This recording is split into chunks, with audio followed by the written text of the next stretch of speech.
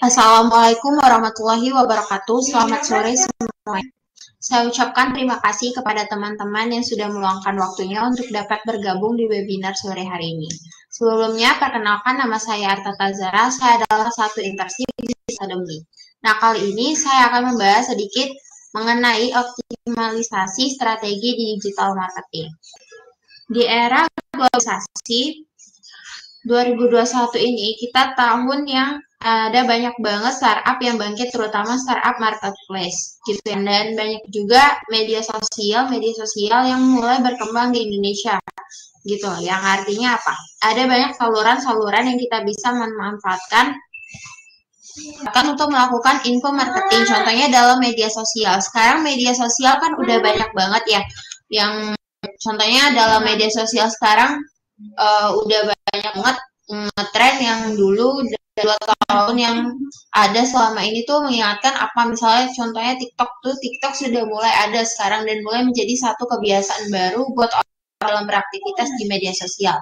Dan di luar itu juga udah ada Facebook, udah ada Instagram yang akan yang dimana media sosial tersebut itu sekarang boleh dipakai biasa untuk hal yang untuk mengetahui, untuk beraktivitas. Mungkin dulu di tahun 2020 atau 2019 kita tahunya cuma ada di Facebook dan adanya cuma di Instagram gitu untuk sehari-hari untuk ngobrol gitu ya kan, untuk berbagi terus, dan juga Twitter mungkin yang lebih luas lagi kan.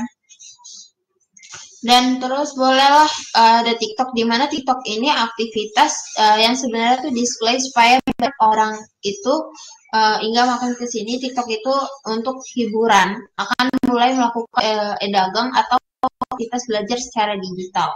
Di mana platform tersebut yang mungkin teman-teman kalau main TikTok mungkin udah sering banget ya lihat sekarang pada maka bisa ada specific way of you by now, jadi sama halnya Instagram dan di Facebook. Artinya apa? Mulai banyak channel yang dipakai orang untuk melakukan jual beli itu. Gak hanya media sosial tapi juga ada di marketplace. Oke, lebih lanjutnya kita akan bahas ya ke slide selanjutnya. Nah, omnichannel ini tuh merupakan salah satu hal yang begitu krusial buat orang. Kenapa? Karena kita sebut krusial karena kalau kita hanya memanfaatkan satu channel artinya kita bisa jadi kita akan kehilangan kesempatan atau enggak sih kalau setiap itu atau setiap marketplace punya karakteristik untuk beda-beda ya. Bahkan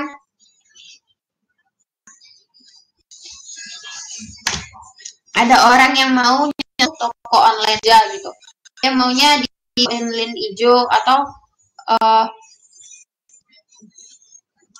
bahkan ada yang mau toko merah gitu. Setiap orang itu punya karakter masing-masing, dan nah jika punya bisnis kita itu bisa dibilang produknya itu bisa diterima orang, artinya kita harus bisa mendapatkan produk kita seberapa channel. Contohnya seperti ini nih. Nah, misalnya punya website gitu, di zaman dulu orang punya website itu di check out transaksinya di website itu.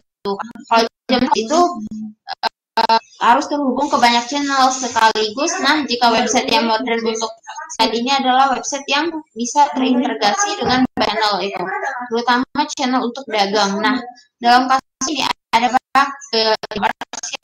cukup dan peminatnya di Indonesia. Contohnya adalah Tokopedia, Bukalapak, Libby.com, Lazada, Shopee, adapun Zalora gitu ya. Nah, toko-toko yang ada di sini tuh bisa dibilang adalah toko yang memiliki pangsa pasarnya masing-masing gitu. Nah, sekarang misalnya kita jual mobil gitu ya, kita jual aksesoris mobil, pasti orang-orang punya mindset, oh kalau prefer jualnya tuh di Tokopedia sama di Libby, contohnya gitu ya kan. Dan di Bukalapak contohnya kayak jual baju, fashion, biasanya orang kemana gitu. Sekarang orang kalau mikirnya nggak di Shopee, Zalora gitu, kalau nggak di Lazada gitu. Yang artinya apa?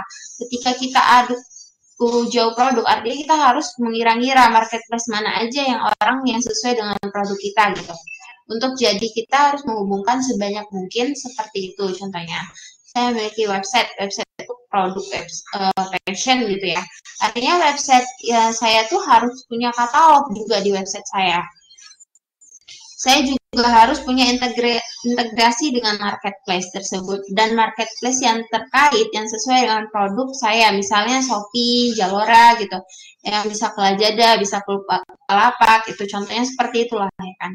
Artinya kita harus bisa menampilkan link-link ini di website kita. Mungkin teman-teman pernah ngerasa nggak sih bahwa ketika media sosial biasanya ada kayak link fresh gitu yang kayak link-link itu lah ya kan. Biasanya paling populer tuh pernah dilihat nggak sebelumnya? Itu masih ada ya link yang ngarahin ke suatu website atau channel-channel e-commerce. Kayak tadi contohnya konsepnya teman-teman bisa buka Instagram ID Webhouse gitu kan. Gimana itu ada linknya kan. Nah, ya kalau kita buka isinya ada channel-channel yang kita gunakan untuk melakukan komunikasi dengan hashtag. Contohnya seperti itu, artinya semakin ke sini kita harus bisa menampilkan menginformasi channel-channel e-commerce yang ada dan kita punya platform seperti itu, teman-teman. Lanjut slide berikutnya. Omnichannel customer service.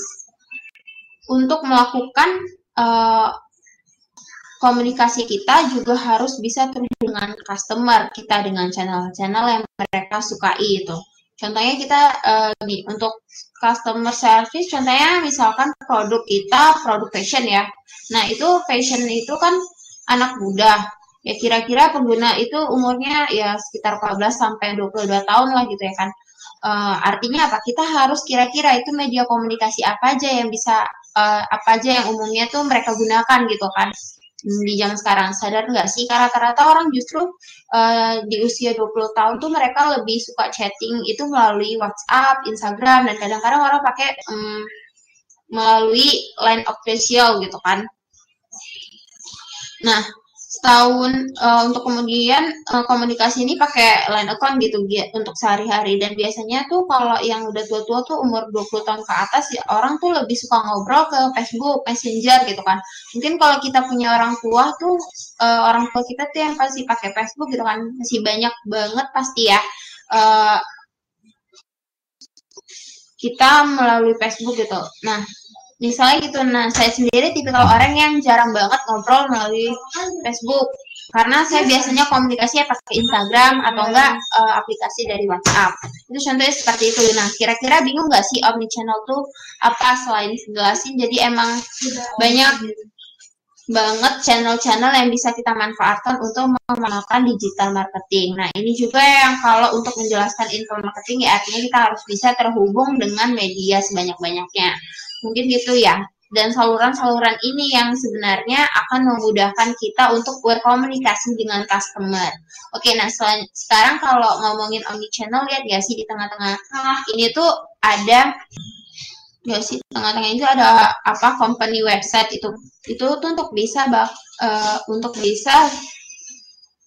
harus punya apa gitu, kita harus apa namanya website itu. Nah, untuk belinya sebuah website itu teman-teman bisa mendapatkan dengan mudah dengan cara bikin hosting dan domain gitu di ID Webhouse. Nah, untuk buat produk di website nanti nggak usah lagi, karena kedepannya ada ID Webhouse akan munculkan sebuah produk yang namanya WordPress hosting itu. Nah, nantinya yang harganya murah banget. Nah, itu nanti ditunggu aja deh. Nanti ada tuh promo dari produknya itu. Nah, lanjut. Ada funneling, it's all about our customer journey. Nah, selanjutnya ini tuh ada funneling. Mungkin ya kalau udah tahu konsep funneling itu adalah artinya adalah sebuah customer journey, yaitu jadi funneling itu adalah sebuah perjalanan dari seorang customer yang awalnya bukan pembeli yang hingga akhirnya menjadi pembeli. Nah, kalau kita online itu jualan barang, produk, jasa, mungkin kita cowboy atau UMKM gitu ya, kita masih secara nggak sengaja kita udah ngelakuin funneling ini nih. Funneling adalah suatu hal yang terjadi secara tidak sengaja dan kadang-kadang orang nggak nyadarin gitu. Kenapa? Karena itu adalah sebuah proses di mana kita pasti selalu berada di posisi seperti ini gitu, baik kita sebagai pembeli, kita sebagai seorang penjual. Maksudnya gimana gitu? Kalau kita sebagai pembeli, artinya sebelum kita membeli suatu barang, kita tuh bisa aware dulu produk itu tuh ada atau enggak gitu. Misalnya kita lagi jalan-jalan nih naik mobil gitu ya. Kan ya, kita lihat nih di pinggir jalan ada palang subway, apa nih subway dikit.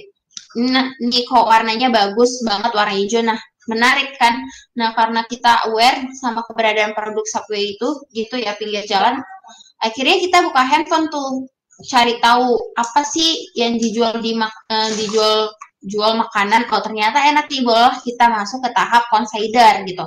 Boleh kita penasaran, kayaknya enak nih, boleh deh tertutup, boleh deh cari tahu nih di review dari Google, dari IG maupun selebgram di Google maupun juga YouTube. Itu hingga akhirnya kita benar-benar tertarik dan suka sama produk itu kan. Baru deh kita janji-janji yang kita awalin, janji di mobil ngeliat iya kan sambil main handphone gitu, posisi lagi penumpang ya, bukan jadi supir. Bahaya kalau misalnya ya megang handphone, nggak boleh. Jadi ayo kita bilang ke Pak supirnya, Pak mampir dulu ya ke Subway, putar balik dulu ke sana hingga akhirnya kita menjadi customer. Nah, itu kurang lebih itu proses funneling itulah yang adalah proses pengambilan keputusan yang bisa dibilang ambil keputusan, yang dimana prosesnya itu bisa pendek dan juga bisa panjang. Nah, kalau kita jual produk berarti kita harus sadar bahwa customer itu melewati proses ini tuh.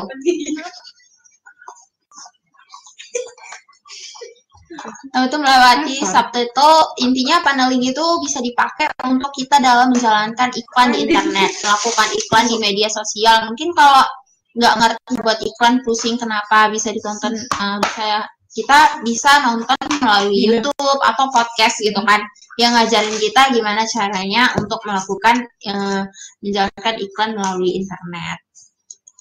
Nah, seperti apa?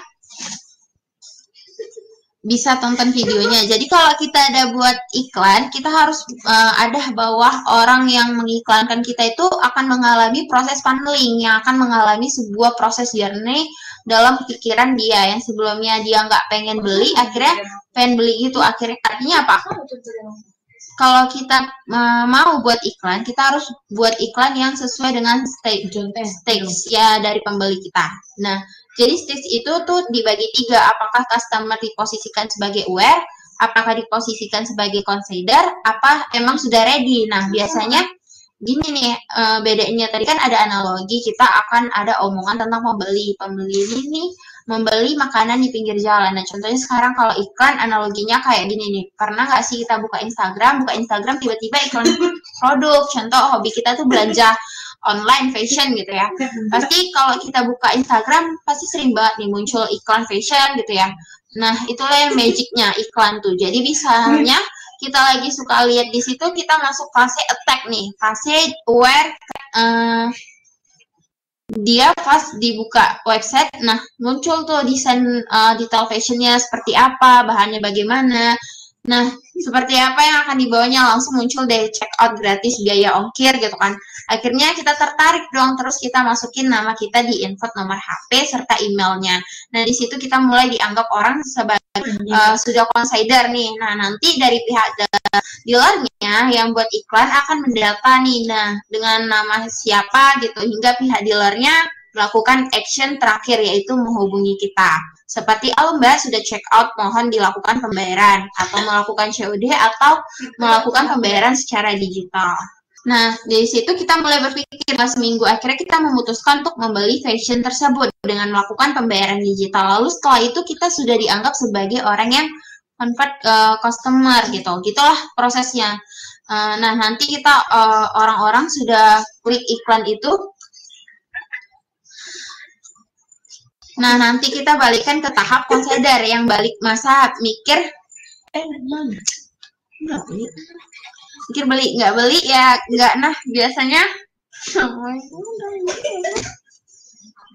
akan muncul iklan tuh ya, kan ayo beli sekarang, buruan, takut kehabisan, stok terbatas, promo akan berakhir, biasanya gitu kan iklan tuh.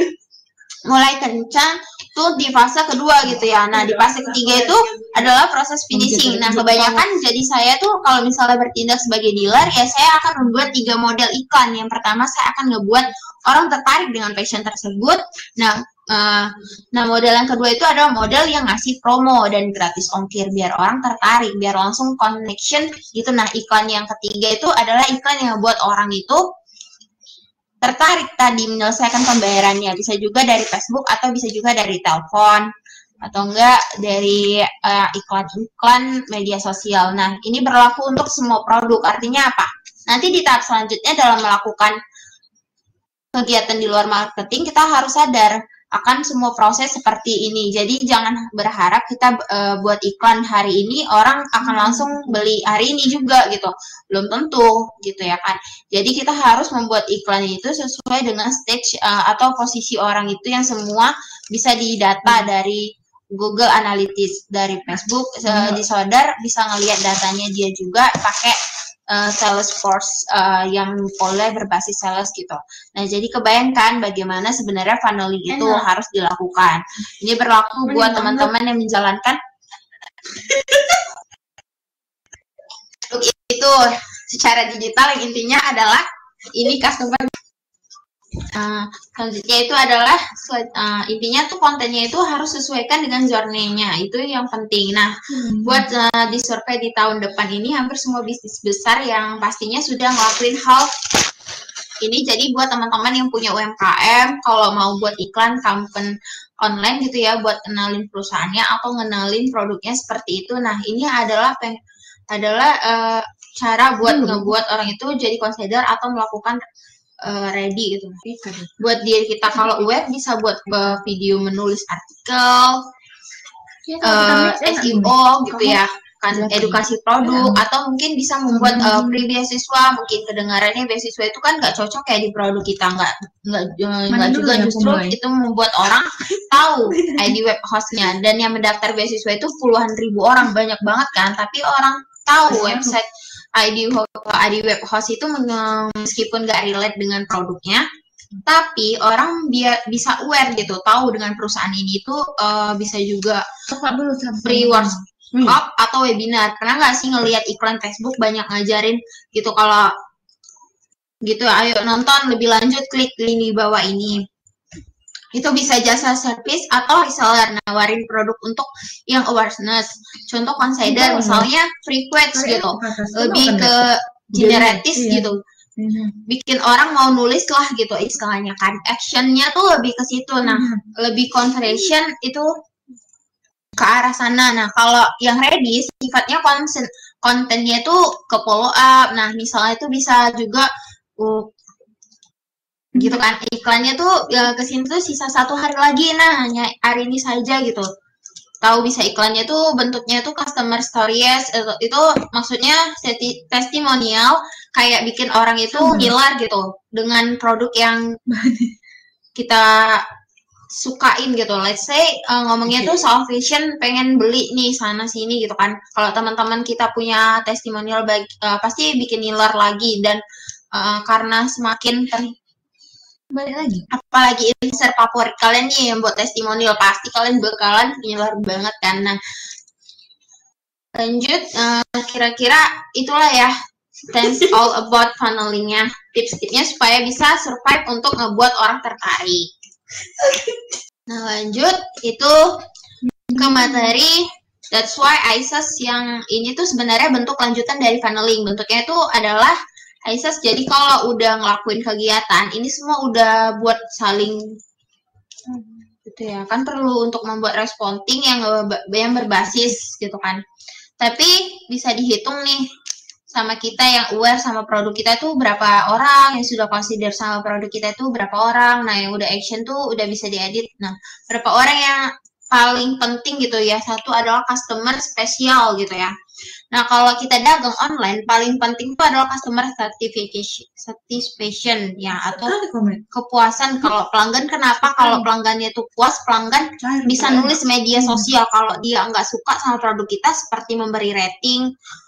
Itu akhirnya apa yang orang lain tahu tuh kalau produk kita tuh nggak bagus gitu. Satu postingan buruk aja artinya followers di Facebook dia tuh tahu 200 orang itu teman kita tahu bahwa produk kita tuh nggak bagus atau buruk gitu kan. Akhirnya apa? Nah, muncullah have to be good customer the service, yaitu yang pertama kita harus fokus dan konsisten. Kalau ada orang yang beli produk kita tuh ya ngecek kita tuh melalui omni channel kita buat gitu ya. Kita harus balas cepat, kita harus konsisten juga, nggak boleh hari ini slow respon, besok nggak slow. Nah, terus respon lagi, terus enggak lagi gitu kan. Nah, itu malah ngebuat customer kita tuh jadi nggak suka gitu. Nah, jadinya customer itu gampang sensitif. Jadi, dan menjual barang itu cuman kita ada, orang lain jualannya. Pasti orang itu akan fokus untuk cari yang responnya lebih cepat gitu. Dan berikan pelayanan terbaik. Kalau emang bisa kirim barangnya hari ini juga, ya kirim juga hari ini gitu. Kalau kenyang minum ini. Kamu cepat gitu, ngirimnya, jangan main HP aja, tapi aktif melakukan riset konsep inovasi atau kreatif. Sadar nggak kalau seandainya internet itu informasi, artinya customer harus tahu cara bikin lebih banyak convert, lebih banyak tab kiri kanan kalau mau beli barang.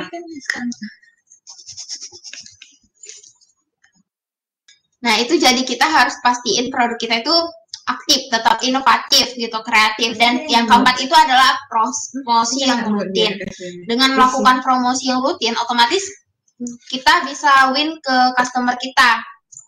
Dan kelima itu adalah evaluasi dari customer itu gitu. Nah, mungkin sekian webinar hari ini. Semoga bermanfaat buat teman-teman semua, dan terima kasih untuk waktunya di sore hari ini.